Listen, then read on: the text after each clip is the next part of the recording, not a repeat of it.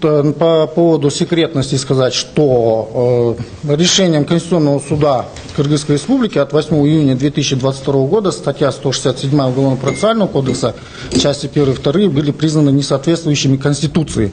То есть сама секретность, то, что сейчас на что опирался следователь и наложил гриф секретности, уже само по себе является незаконным.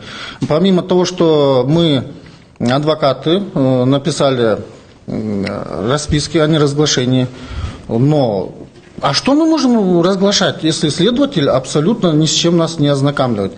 С самого начала следствия я подал ходатайство и сказал, что любые следственные действия, любые какие бы мероприятия ни проводились только лично с нашим участием адвокатов. Но за все время следствия лично мое ходатайство, оно было просто проигнорировано. Меня ни разу не пригласили как и на ознакомление с окончанием следствия.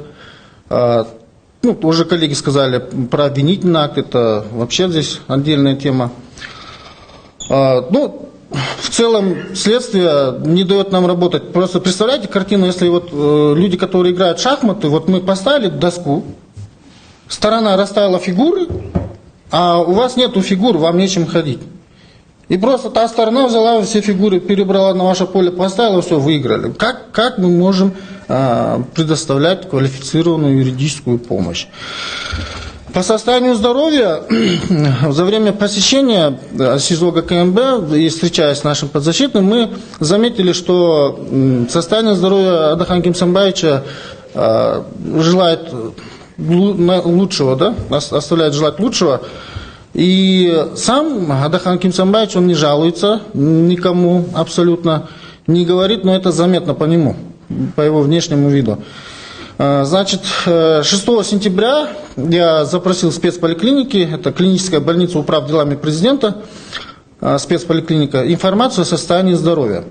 И согласно имеющимся медицинским документам, он наблюдается в этой клинической больнице с 1995 года.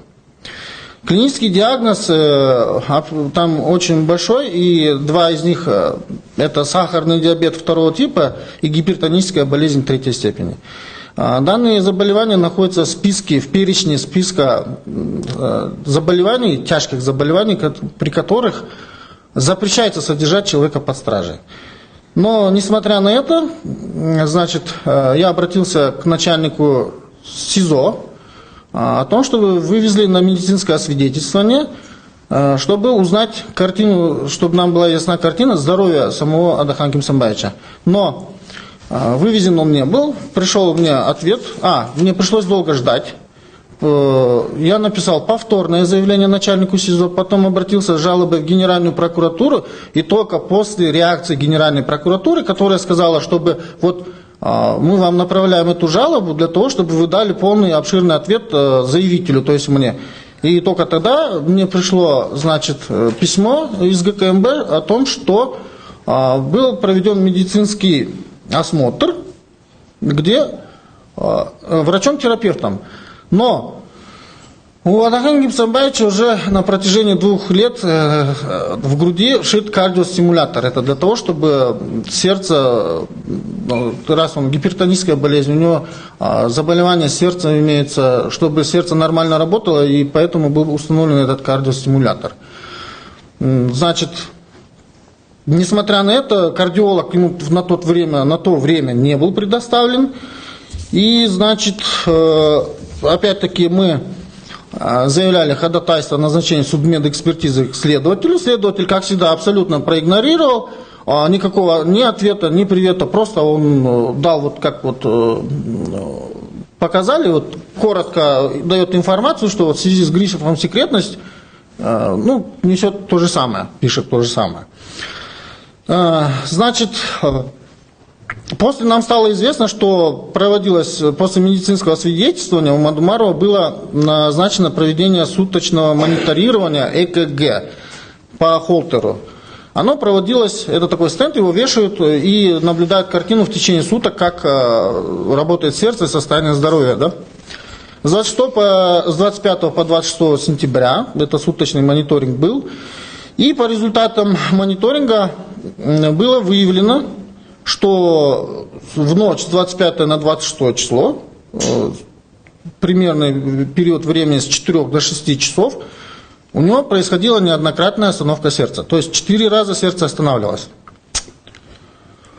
Вот, значит, это говорит о чем? Если бы у него не было кардиостимулятора, то, возможно, мы бы сейчас уже наблюдали печальную картину, и кто бы ответственность понес? В первую очередь, эта ответственность лежит на начальнике СИЗО, который в соответствии с правилами внутреннего распорядка следственных изоляторов органов национальной безопасности обязан реагировать на такие заявления, тем более, когда врач-кардиолог осмотрела. Имеется письменное заключение, нам его не выдают, но нам из ее уст известно, что ему рекомендовали немедленную госпитализацию в Национальный центр кардиологии и терапии имени академика Мирахимова для проведения операции стентирования сосудов, то есть установка стента, которая в СИЗО, естественно, таких условий нету, таких препаратов нету, и чтобы стент, эту операцию проводить, тоже в условиях изолятора у врачей такого нету, поэтому она может быть оказана только там. К сожалению, я обратно-таки обратился к начальнику СИЗО, чтобы ГКМБ, чтобы все-таки вывезли его немедленно на оперирование, раз уже имеются такие рекомендации врача-кардиолога, но до сих пор никакого ответа нету. Вот. У меня все. Вот по этой части, то, что абсолютно по состоянию здоровья никакой реакции тоже не происходит.